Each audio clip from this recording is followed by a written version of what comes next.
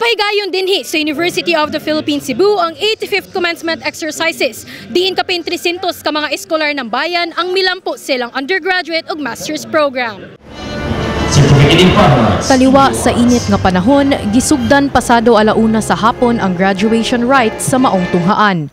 Di lamang ang gatusan ka mga graduates ang malipayon ni adtong tungura, apan lakip na sab ang ilang tagsa-tagsa ka pamilya nga tuyong mitambong pagsuporta sa kalampusan sa mga eskolar ng bayan. Si Senator Risa Hontiveros mo'y nagsilbing commencement speaker karong tuiga. Sa iyang commencement address, gipadayag sa senador ang kamahinungdanon sa paghatag og bili sa kaugalingon nga kaayuhan ug panglawas aron mas makaalagad sa komunidad.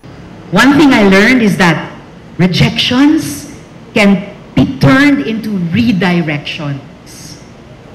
As scholars ng bayan, I feel the weight of the expectations placed on you. But put your health and well-being also first. Prioritizing yourself as well is key to maintaining the emotional, physical, and mental capacity you need to serve our inang bayan, to give back to the community, and contribute to our nation's progress. Labing unang higayon alang sa UP Cebu, nga 5 ka mga graduates ang nakakabot sa pagkasuma cum laude sukad nga nahimong Constituent University ang tunghaan ni adtong 2016. Aduna sa 61 ka mga nigraduar nga magna cum laude, usa ka gatos og 66 ka mga nilampos nga cum laude ug 12 ka mga nigraduar sa ilang master's degree ang with distinction. Ugikan sa kapin 300 ka migraduar, ang class valedictorian karong tuiga mao si Jetro Sia Modikilio sa degree nga BA Computer Science. I've been wanting to be a valedictorian since I started studying here, and I am so glad that all that hard work paid off. I was kind of worried that I don't know, I couldn't make it, but I'm really glad that I did. And I couldn't have done it without the support that I had along the way. I had to prepare for my speech by thinking about the values that UP taught me. I had to think about everything that the university tried to instill in me. I tried to think about the values that I believe the faculty and administration are trying to instill in me, and I hope to convey that. Gipahimog ata ni Modikilio sa iyang valedictory speech nga usa ka dakong bahin sa kalampusan mao ang pagbukas sa atong kaugalingon sa mga kapakyasan sa kinabuhi. Awhag niya sa graduating class nga kanunay mohinumdum sa tampo sa katawhang Pilipino sa ilang libreng edukasyon ug panghinaot nga kini mabalik nila pinaagi sa pagserbisyo sa katawhan. I strongly believe that people can do better when they do so without expectations. When they're given space to succeed and fail and explore and learn. When they're free to experiment and to play. When being wrong is worthy of celebration like being right. Because making mistakes means you're actively engaged in the process of learning.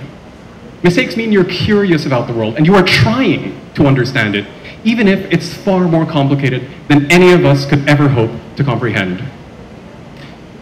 The only way you could avoid mistakes is if you never challenge yourself, never expand your horizons, and never reach your potential. Lakip sab sa mga nigraduar nga summa cum laude mao silang John Ryan Hakot ug Christopher Roch Mendoza sa degree nga BA Political Science. Nakabot sab nila Gabriel Serafin Mayol sa degree nga BA Studio Arts ug Jonalyn Amaya sa BS Mathematics ang pagkasumma cum laude. Silang duha ang labing unang mga babae nga summa cum laude sa UP Cebu. It feels very empowering. I am so honored to be one of the first women summa cum laudes in UP, and actually I really didn't expect for this to happen. I wasn't aiming for it. I just wanted to study well, to do my plates well, and surprisingly and fortunately, I'm here right now as summa cum laude. My message to anyone, and especially to all the women who want to be summa cum laudes, is just do your best. You know, a summa cum laude, a Latin honor, is not the measure of your success. It's not the measure of your merit. Having graduated, that is already a massive success in itself. So, you know, don't stress it, just do your best. It feels empowering because, yeah, the previous summa cum laudes were males, and me, a female from a mathematics na course, it feels empowering and nakaka-proud. Yeah, just trust yourself, just trust your instinct, and try to love what you learn, try to love what you do so that it won't be too hard for you na. Ang kalampusan sa maong batch nagpakita sa kalig-on sa mga matang sa tinun-an sa Sugbo. Ilabi na nga sa pagtungtong nila sa kolehiyo na atlan sila sa COVID-19 pandemic. Overall na, I'm very happy lang jud, especially na human na jud after 4 years. Then our batch man good kay 2 years amo nga online, and right now indot pa jud ang panahon, so generally happy ra jud nga mulampos na jud mi.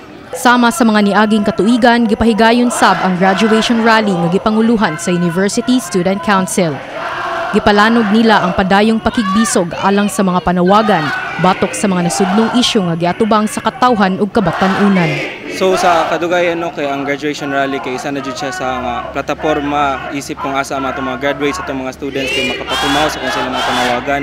So isa sa mga panawagan nga ginabitbit sa atong mga kaestudyantihan karon nga reflective ra pod sa kung unsa ang mga panawagan sa atong katawhan diri sa atong komunidad kay ang pagpatumaw og sa kalibre di kalidad ug silbing edukasyon para sa katawhan, pagpataas sa sweldo ug pagpabubo sa presyo ug ang pagbatok sa mga nakalain-laing mga hulga sa ato ekonomiya sama sa charter change ug ang pagtindog nato in solidarity sa ato ang mga kapwa nga Palestino nga currently karon kay naga-experience og kanang inter-imperialist na wars o mga iba't ibang mga campaigns pa sama sa pagbatok ug paghunong sa padayon nga pagpangatake ug pamasismo sa atong estado, sa atong kaestudyantihan ug sa atong katawhan diri sa atong komunidad. Aside sa pag-forward or pag-register nato sa atong panawagan no sa kung unsa man ang mga sektoral nga mga issue nga ginaatubang nato isip mga estudyante o gali mga miyembro sa mas lapad nga society no, ato apod ginahagit ang ato ang mga scholar ng bayan nga mo graduate karon nga padayon gihapon even beyond the walls of our universities nga moserbisyo alang sa katawhan. Mitapos ang maong seremonya, pinaagi sa pag-awit sa sinugbuanong paghubad sa himno sa maong universidad nga UP namong mahal sa labing una nga higayon. Serve the people! Mao kini ang sigon sa mga eskolar ng bayan nga migraduar karong adlaw sa UP Cebu. Sulob ang ilahang mga sablay nga nagsimbolo sa ilang kalampusan, nagsilbi usab kini nga sinugdanan sa mas dakong hagit ug responsibilidad sa pagserbisyo sa katawhan. Kini si Ishi Hugo, UP Com intern alang sa My TV Cebu.